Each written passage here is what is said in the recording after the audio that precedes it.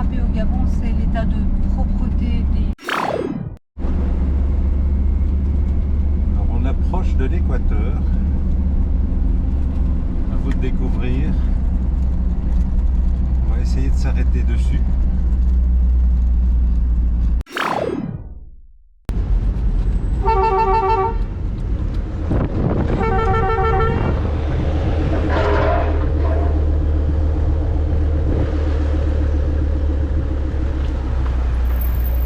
Enchanté. Ça va? On a l'impression de vous connaître presque déjà. Nous aussi. Nous aussi. Hello Marie. Nos sauveurs. Enchanté. Enchanté. Content de vous rencontrer. Oui. Alors on s'est dit quand la grenouille rencontre le buffle. Le buffle. Mais ça fait super plaisir, on était impatients en fait, on a tracé, on est malade. Non.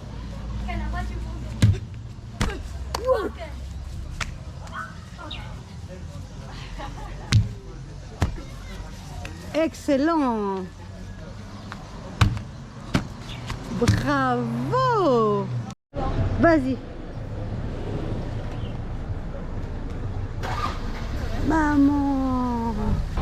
Alors nous avons dormi sur la station Total de Bifoun pour rejoindre nos amis français que nous appelons la grenouille, les grenouilles, et qui en fait sont tombés en panne de diesel parce qu'il n'y a plus de diesel pour l'instant. Et donc nous avons fait nous du stock et on va les réapprovisionner pour pouvoir avancer.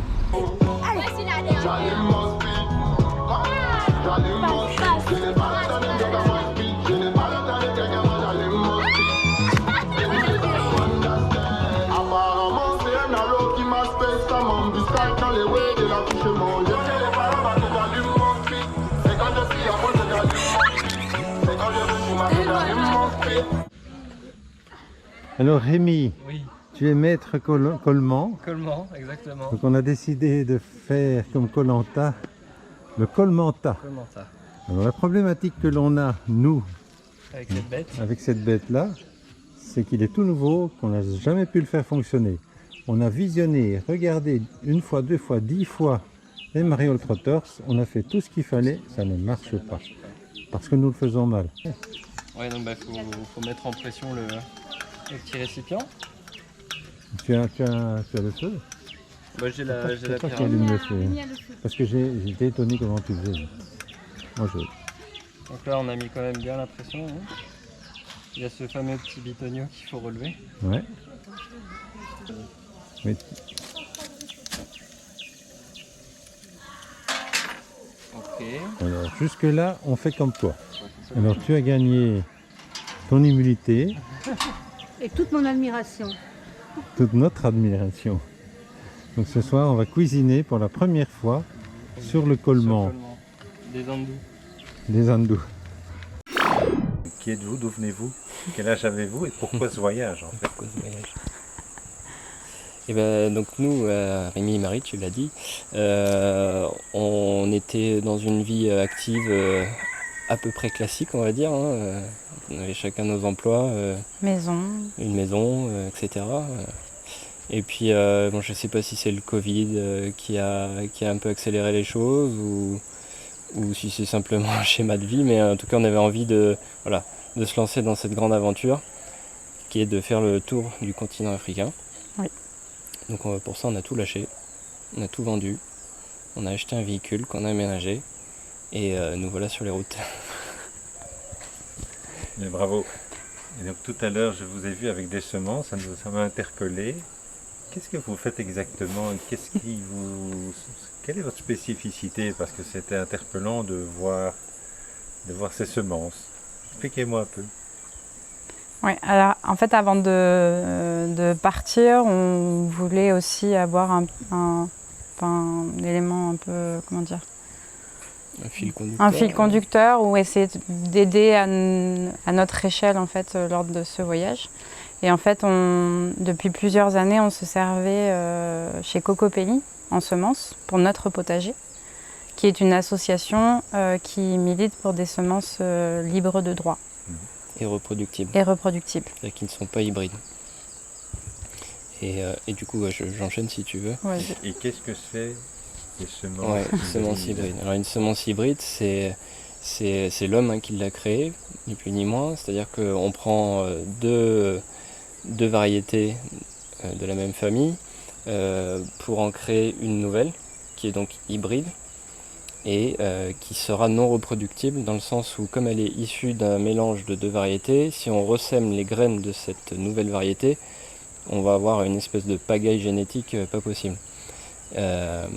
Et donc ça rend le marché captif dans le sens où tout agriculteur aujourd'hui qui utilise une graine hybride n'est pas capable de reproduire sa propre semence et donc contraint chaque année de racheter ces graines aux grands semenciers qui vendent toutes ces semences. Et donc là le but de l'association Semences sans frontières, qui est soutenue par donc, Cocopelli, c'est de pouvoir distribuer et notamment des petits agriculteurs comme ça dans les pays qu'on traverse, pouvoir distribuer des sachets de semences reproductibles et libres de droit pour pouvoir atteindre à terme une autonomie semencière et donc la souveraineté alimentaire. Et en Afrique, vous rencontrez donc des gens qui cultivent des potagers à petite échelle ou à grande échelle. Là, nous sommes dans une mission au Gabon. Oui. Et j'ai vu vraiment l'intérêt du chanoine. Oui. Et donc j'espère que vous pourrez le suivre et voir le résultat de... Oui. En arrivant, on a vu qu'ils avaient un beau potager. Et voilà, ça fait partie aussi de ce projet, c'est qu'on a des projets identifiés qu'on va visiter. Mais on a aussi cette liberté d'identifier de nouveaux interlocuteurs potentiels et à qui on va pouvoir distribuer ces graines. Et on espère qu'ils les feront proliférer et qui pourront nous donner un retour d'expérience. Exactement. 2, 3.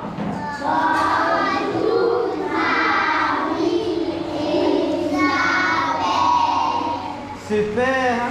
Merci beaucoup les enfants. Merci les Est-ce que vous enfants. êtes trop sages là? Oh, c'est bien, hein?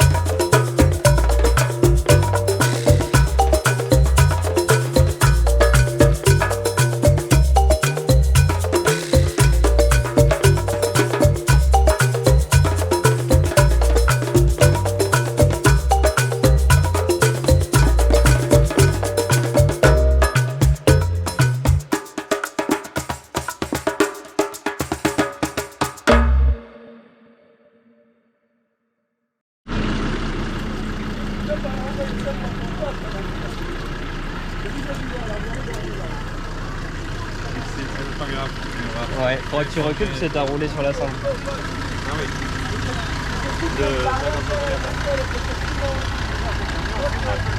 Ouais, le camion.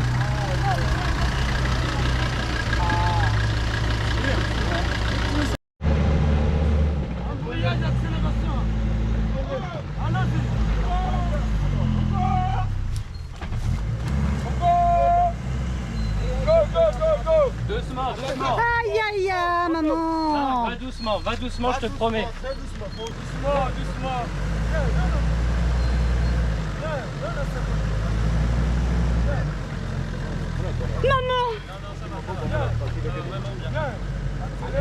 C'est bon, tranquille maintenant, tranquille. Non, c'est dur là, c'est dur. Accélère. Nous avons quitté le Gabon hier matin pour nous rendre à la frontière avec la République du Congo. Et nous avons eu une route assez difficile, surtout sur les 40 derniers kilomètres. Arrivé au poste frontière de Ngongo, nous avons été extrêmement bien reçus. Nous nous sommes réveillés ce matin pour reprendre la route vers Dolisie. Ngongo, Dolisie avec énormément de bourbiers, une route très difficile dans laquelle nous sommes malheureusement tombés embourbés.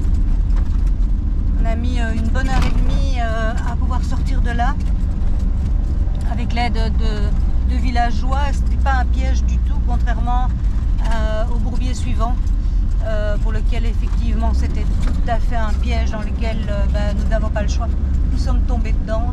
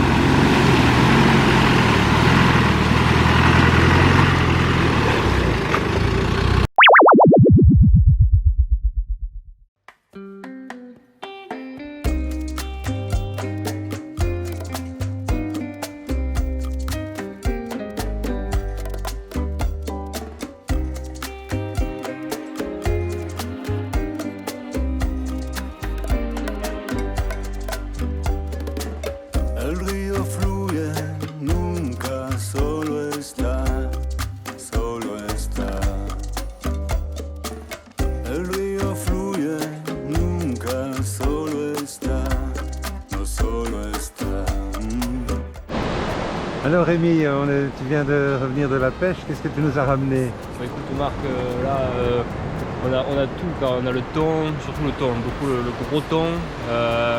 Mais bon, moi je pêche vraiment l'énorme thon, donc là j'ai remis à l'eau parce que bon, ça valait pas le coup, quoi. Il faisait que 14 kilos. Voilà. Rémi, bonjour. Bonjour Marc.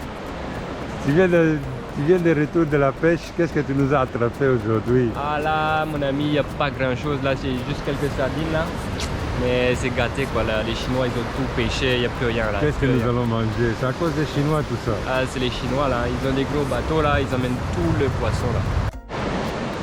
Alors Rémi, tu viens d'aller à la pêche, qu'est-ce que tu nous as ramené aujourd'hui? Absolument rien du tout. Je pense que l'équipement y est pour beaucoup. J'ai un petit leurre. Bonjour monsieur. J'ai un tout petit leurre et ça marche pas du tout. No deja de palpitar, Mi amor es franco y fiel, no tiene fronteras y no maldad. Mi amor es franco y fiel, no tiene fronteras y no maldad. El río fluye, nunca solo está. No solo está. El río fluye, nunca solo está. No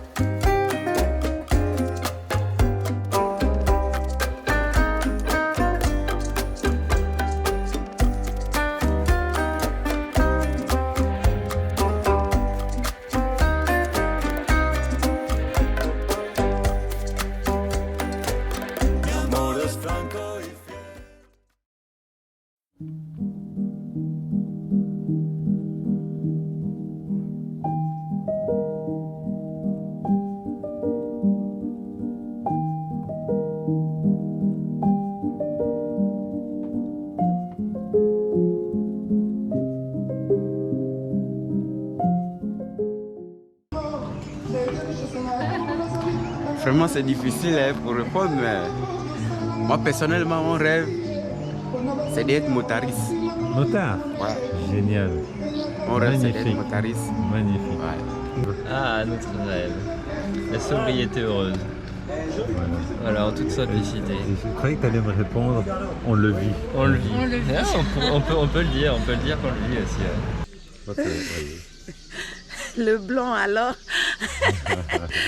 Ben, mon rêve serait que avant ma retraite, il faudrait que je me retrouve un jour au Canada, visiter un peu le reste du monde parce que en dehors du Congo, j'ai été au Gabon, ben voilà, 2 pays seulement, et je voulais moi aussi visiter un jour le Canada si Dieu fait vous grâce. savez quoi, très bientôt, il y a des amis canadiens qui vont passer par ici. Dans 1 mois, 2 mois, vous aurez déjà une partie du Canada avec vous.